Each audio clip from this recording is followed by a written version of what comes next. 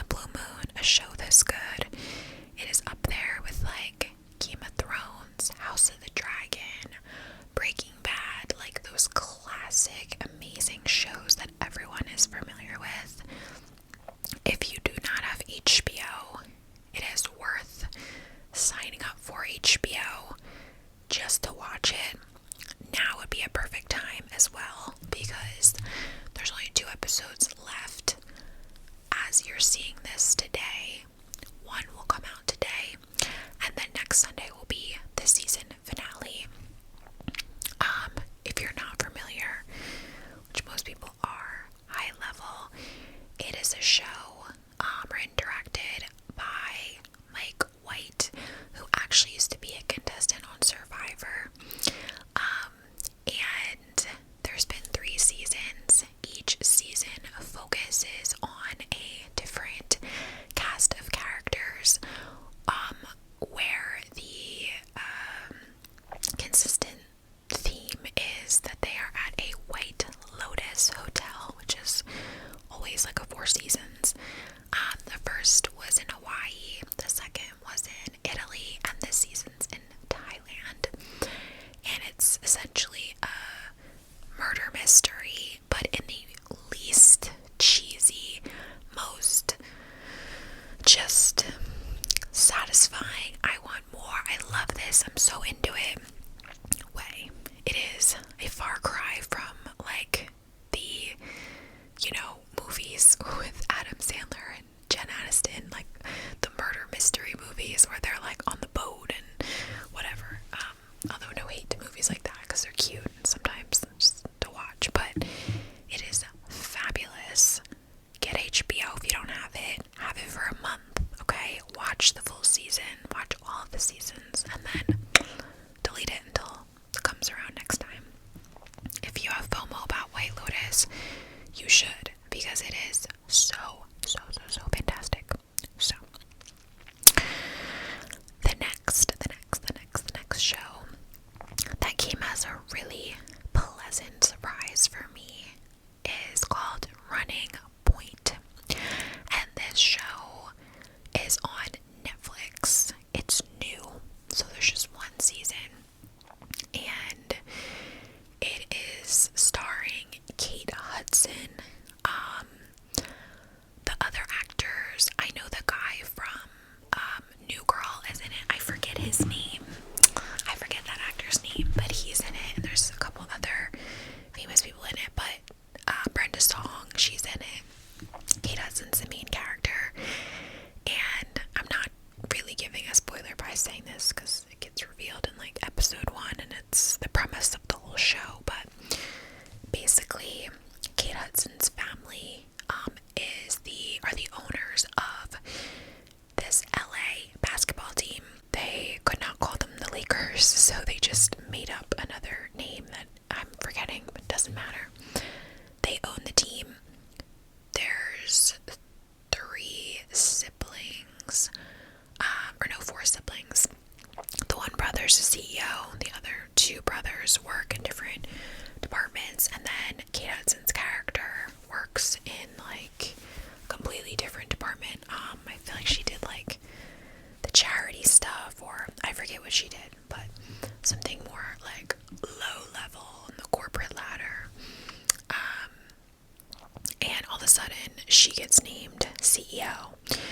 So she is navigating the world of now being this major CEO of this basketball team, and what it means for her family dynamic, what it means to be a woman in power with people questioning her because she's a woman and got chosen over her brothers, and the pressure. And it is so good. It's light and cute and fun, but it's also like really inspiring because it is about this woman in power, especially in something like sports where men just like rule the roost, and women don't get paid attention to. So I love that angle of it,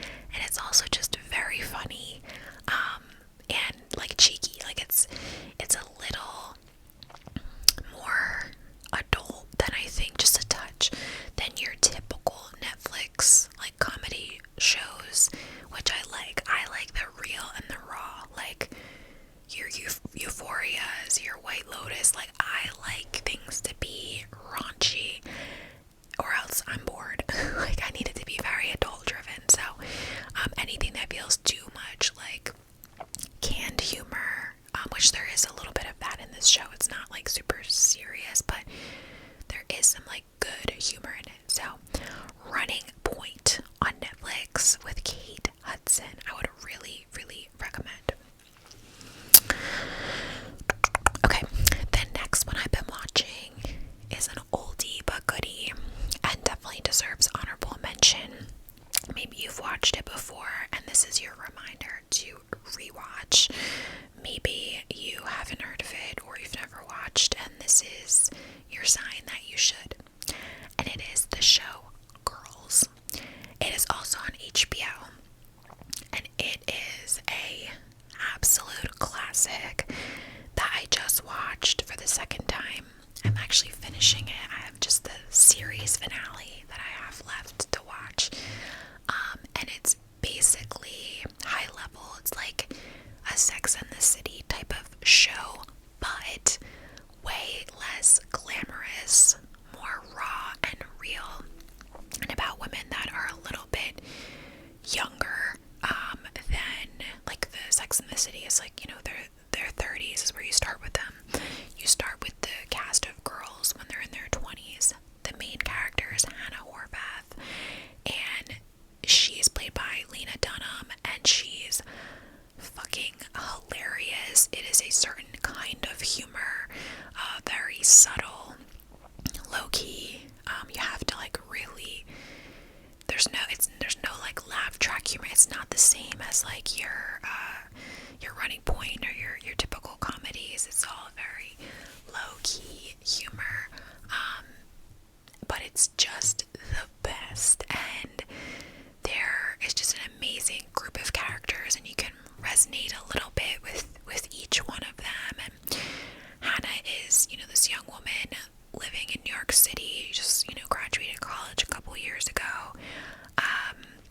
or like a year ago, I think, when it starts, and it really takes her through her 20s, I think, till she's like, I think it ends when she's roughly like 28, and it's just fantastic. It is so freaking good.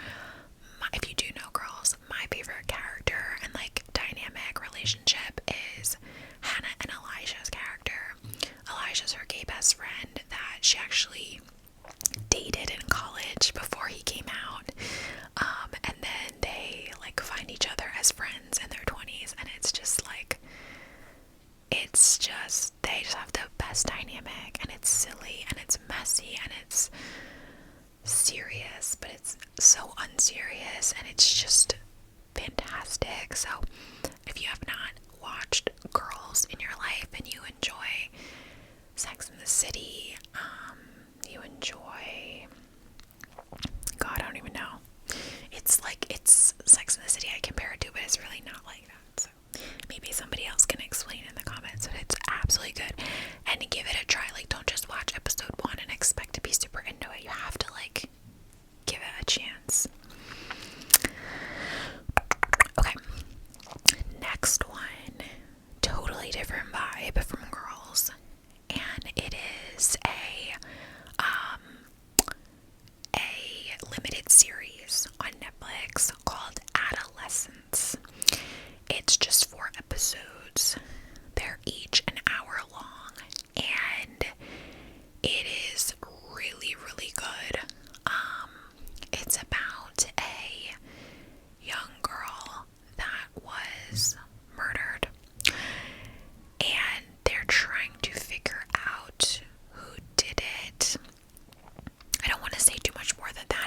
That's like really vague. But it's very, very well done. Again, I am not your typical like murder mystery, like, you know, Law and Order, like CSI. Like, I don't like shows like that. I find them really just like repetitive and boring and whatever. But this show was so good. It hits a lot of the themes around like toxic masculinity, aggression, young men, like, and the way that they're influenced by the media and other men and things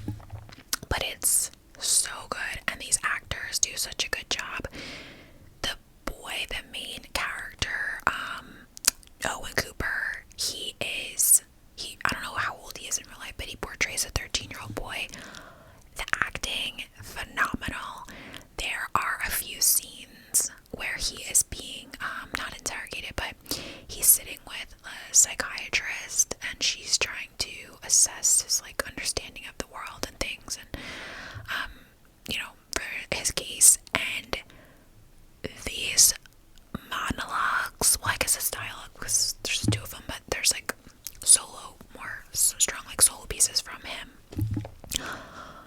I'm like, if I had to remember all these lines, I could never, like, oh my god. And the way he just kills it, like, I mean, it's just unbelievable. And he's so young, and he just like gets it, and he just gets that like raw emotion, and it's incredible. And he's adorable too, honestly. Okay, can you guys hear my neighbor's kids shouting?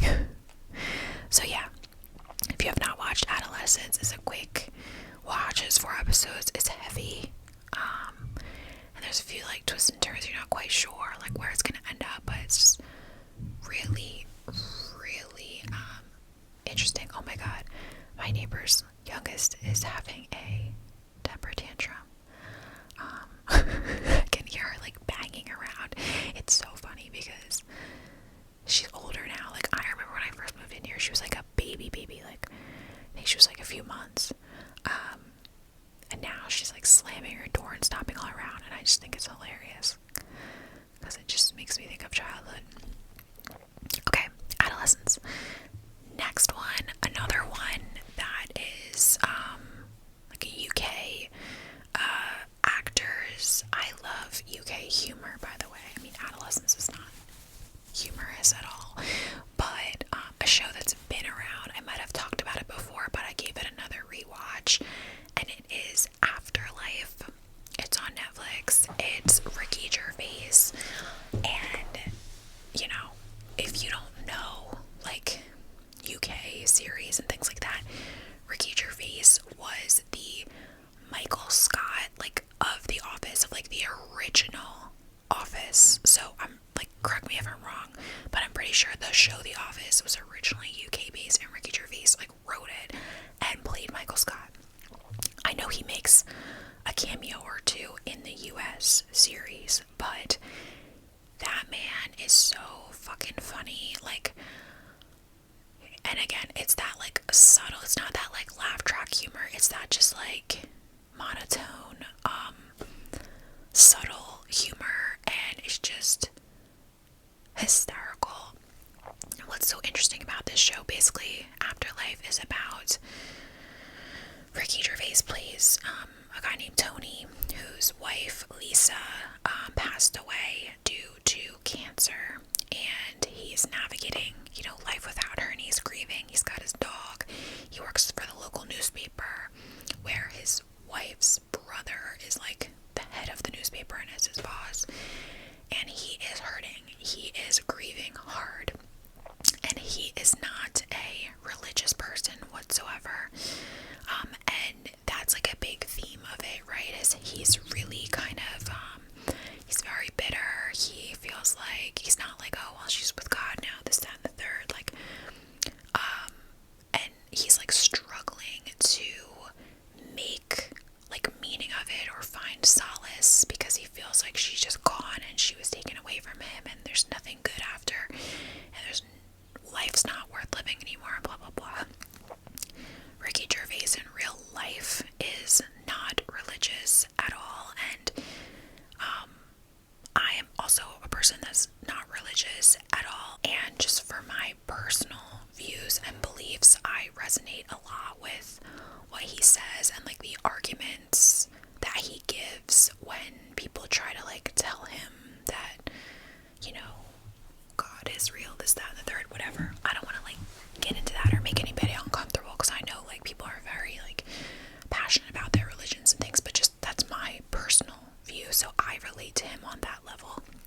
But regardless of that, it's about him finding solace and finding meaning again in life, and building and rebuilding relationships after his wife passed. And it's very funny, even though it's about such a heavy subject, and like you could laugh, you cry, like both, and it's just a really, really good show overall.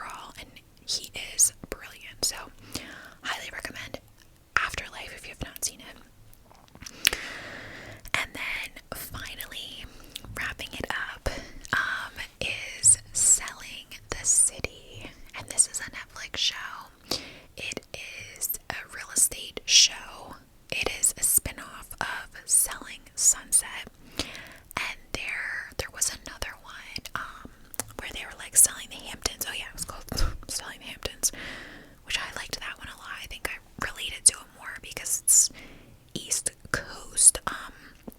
But Selling the City is the same vibe as Selling Sunset. It's just New York City version, and it's just another guilty pleasure. It's like one of those shows that I watch that is something I like half pay attention to, half watch in the background, and like hate them but like love them, and like can't look away. Like, I don't know. And this season finale actually has like a really big like awkward blow up where it's definitely like real, because there's so much like scripted shit in these type of reality shows. There's levels to how real reality shows are, from completely and totally fake to your shows like Jersey Shore, where like, maybe they were thrown an idea from a producer, or two, but like that was them like living their lives. So it's just silly